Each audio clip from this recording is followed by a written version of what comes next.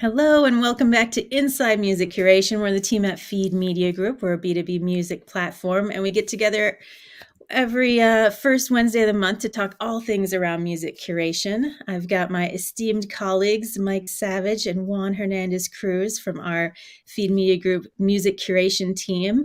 And today we've got a very special guest. We've got Vickie Nauman joining us to talk all about trends in Web3. Thanks for joining us, Vickie. Absolutely. Glad to be here.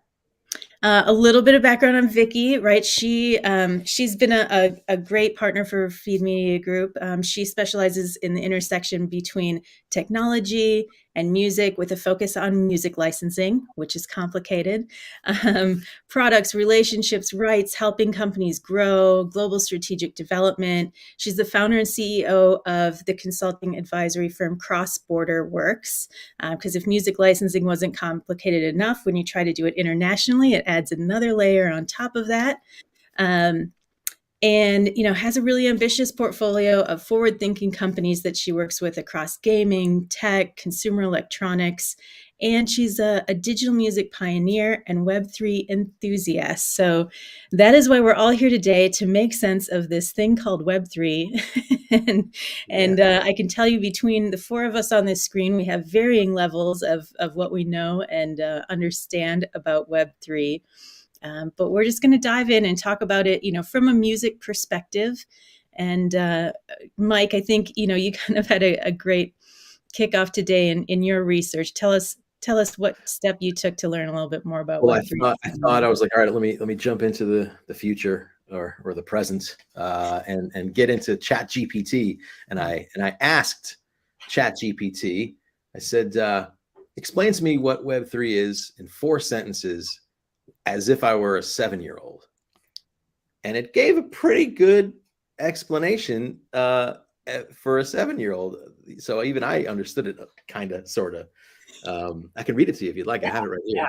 Yes, please. Well, Web3 is a new kind of internet that helps people work together in a safe and fair way. It's like a secret clubhouse where you can do fun things with your friends, even if they live far away. In Web3, you can own your own things and share them with others without anyone else being able to take them away. It's a really cool place where you can have fun and be in charge. That is great. I mean, it's a little bit utopian, right? In the sense that no one can take anything from you and you get to own your own stuff. But it's true. I think what I like about the way the Chat GPT described Web3 is that it didn't get into all of the gobbledygook of blockchain and smart contracts and decentralized systems and, Right. and on and on and on, because that's where everyone gets really hung up, is they get mired in the details and they can't see what those opportunities and what the difference in the experience might look like. Yeah, I think that's where I usually end up, right? I just start, there's all these terms being thrown up and I don't have the right wallet, or what does blockchain mean? Like, how do I get involved? But I think there's just this other level of like, let's just talk infinite possibilities here and where this might take us. Yeah, and I think the important thing for people who might be new to the Web3 world is that it is a suite of technologies, and these technologies are, they change the kinds of things that we can do online. And so, you hear about blockchain, crypto, smart contracts, all of these kinds of things are very closely related to what we know as NFTs. I think that as time goes by, we'll probably look back and say, remember that in the early 2020s when all we were talking about were non-fungible tokens? It's a terrible name, but it basically allows people to buy digital goods, buy scarce digital goods, have them, reflected on the blockchain that they do have ownership of it, and then be able to resell. And what's interesting there for any creators, whether it's art, visual art, or music, or any other kinds of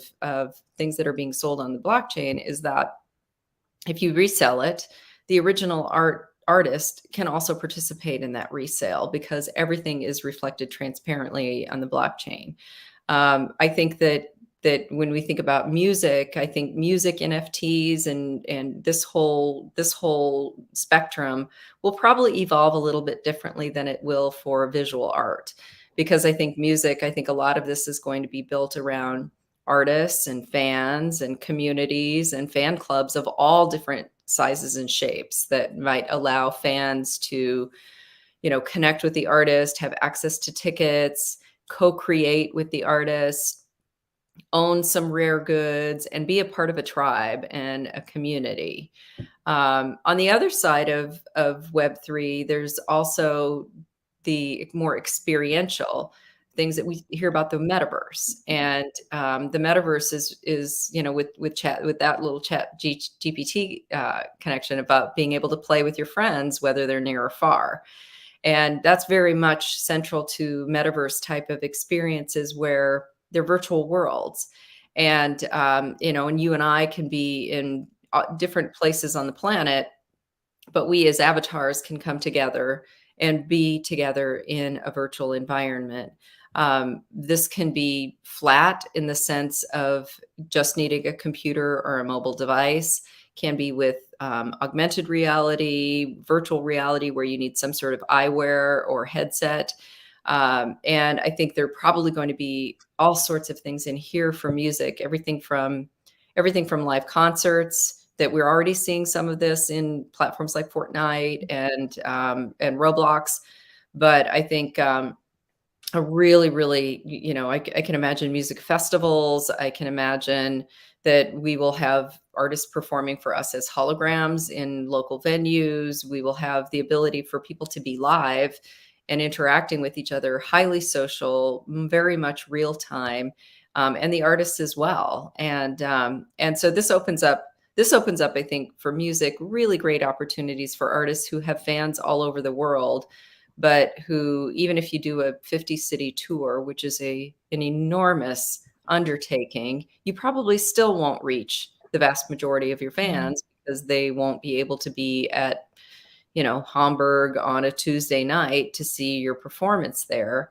And so as we get beyond the kind of simplified avatars into things that are a lot more hyper realistic, I think that those kinds of virtual worlds and virtual concerts will take on a different kind of emotional meaning than what they do now.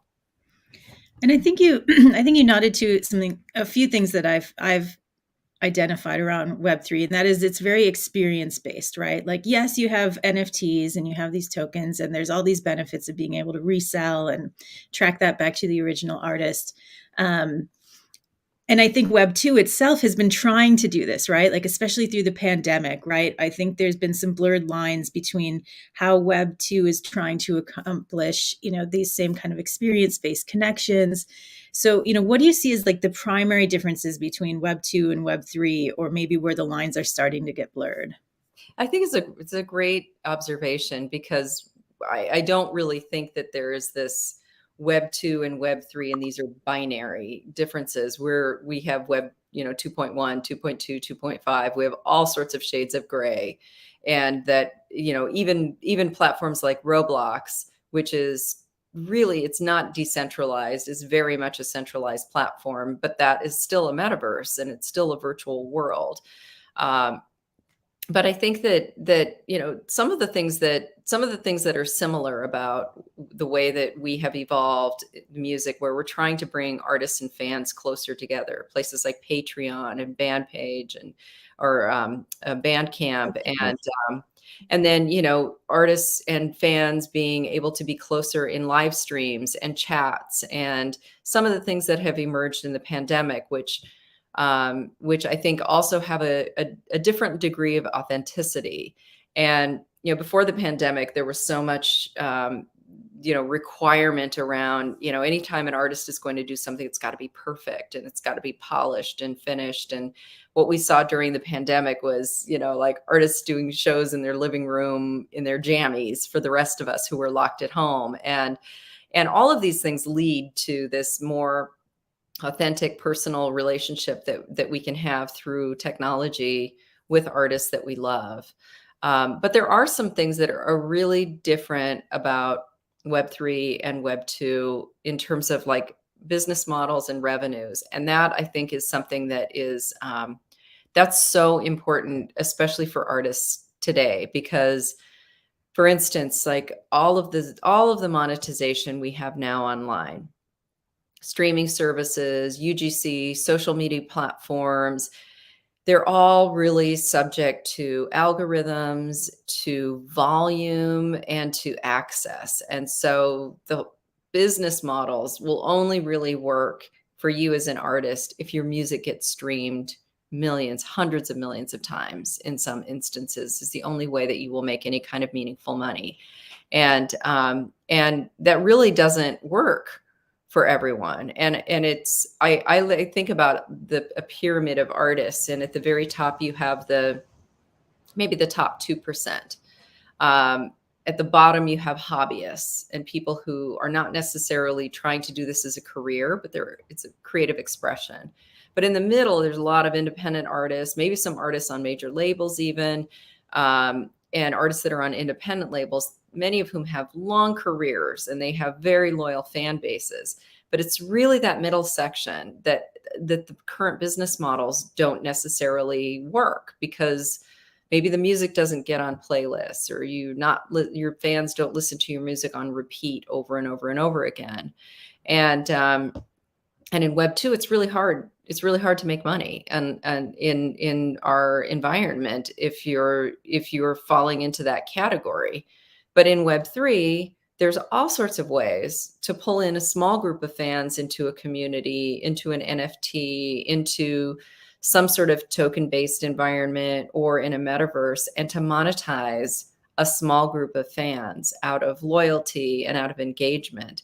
And this isn't dissimilar to some of the things that we know about gaming, but it opens up revenue for artists who can better engage with their fans directly, monetize their fans directly, and not be subject to, the rules around, the only way that you can really make money is if your music is streamed hundreds of millions of times.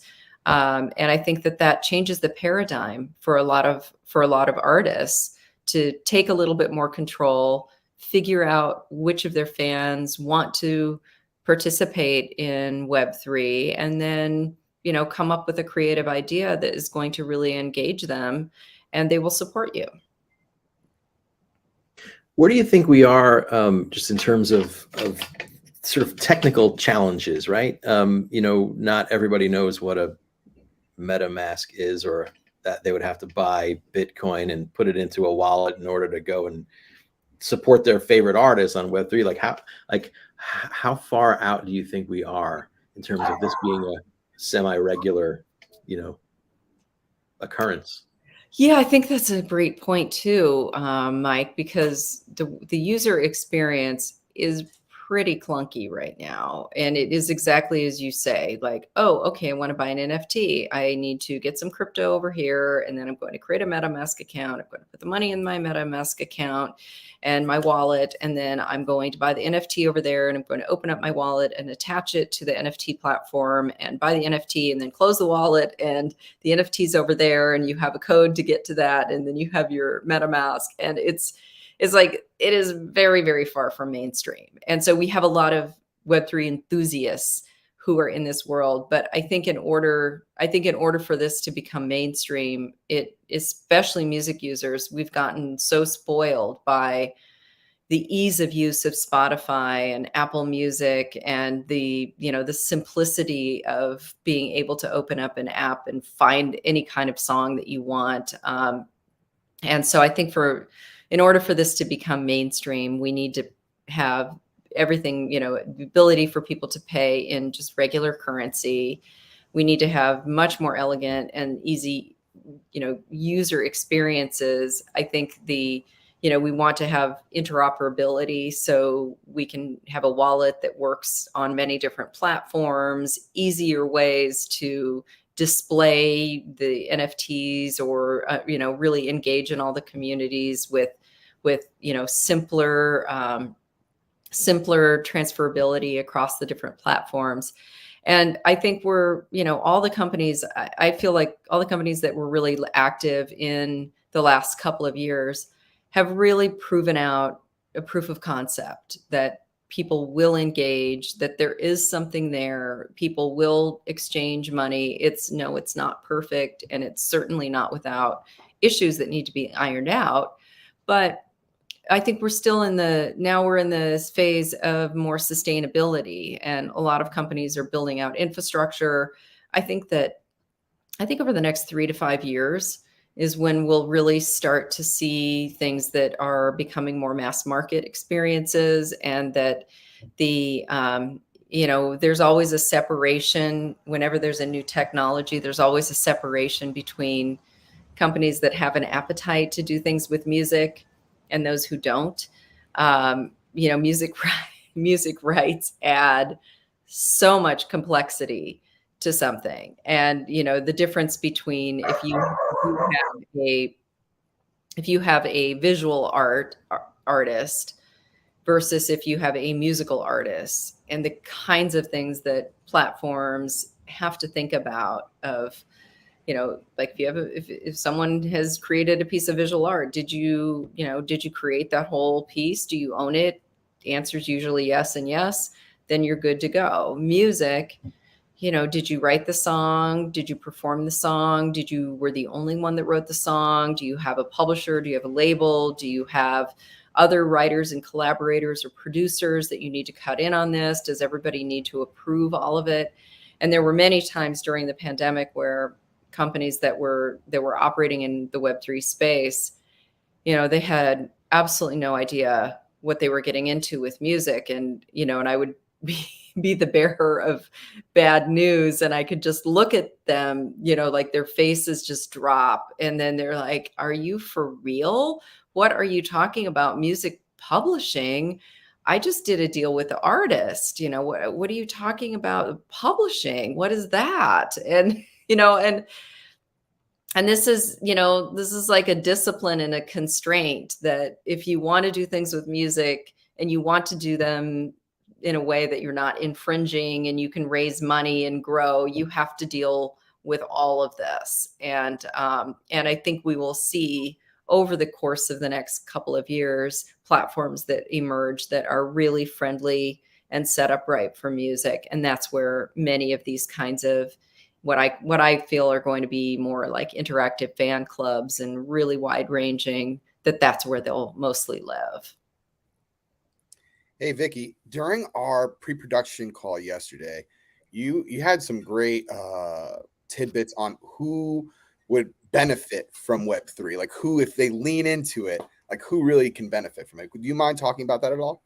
No, exactly. I think that one of the things that we have already seen is that just because you have followers and you have fans in Web 2, it does not necessarily mean that you can then go sell an NFT and they're all going to flock and buy it. And we've had some examples, and I'm not going to name them because I think that would be mean, but we've had some examples of really significant artists who made assumptions that all of their fans would just do whatever they ask them to in Web3 in the same way that they do in Web 2. I have a concert coming of sale, go over there and buy tickets. I have t-shirts, I have merch, I have a new vinyl, colored vinyl. People will do all of those things because they're experiences that we know and we're familiar with.